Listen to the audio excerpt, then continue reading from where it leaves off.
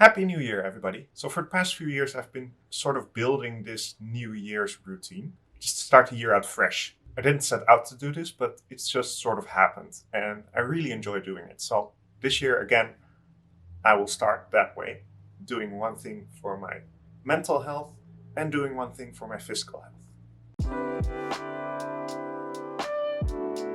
Now, when talking about the New Year's, it often comes to New Year's resolutions. And I stopped doing these a couple of years ago now. I found for myself, like a lot of people are saying as well, that they just don't really work. It feels to me like it's often more wishful thinking.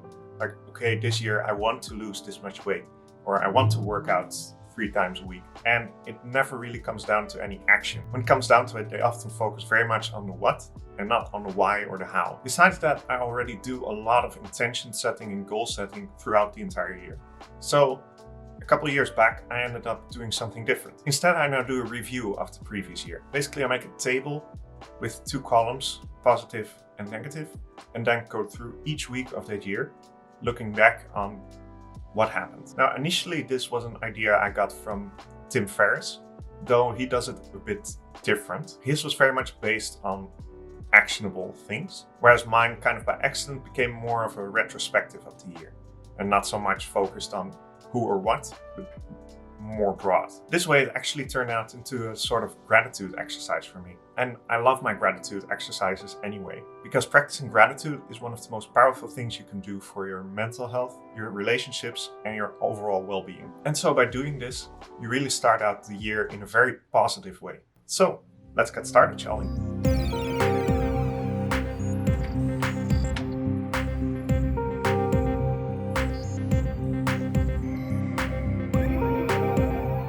Now, the coolest part of this every year is that I end up finding way more positive things than negative. So all in all, it's just a really, really positive experience to be doing this. Now, time to take care of my physical health.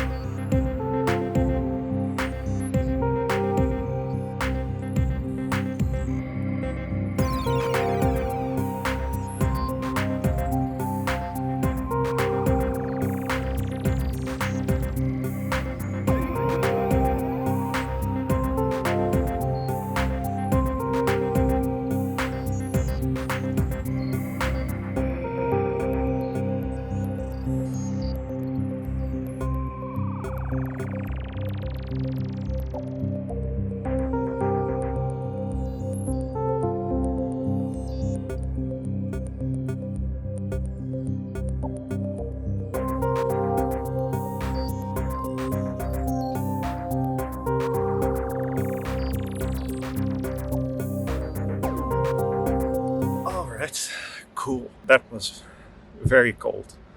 But I have to say that the best part is probably that I forgot to bring my swimwear. I may or may not have underwear on right now. Anyways, yeah.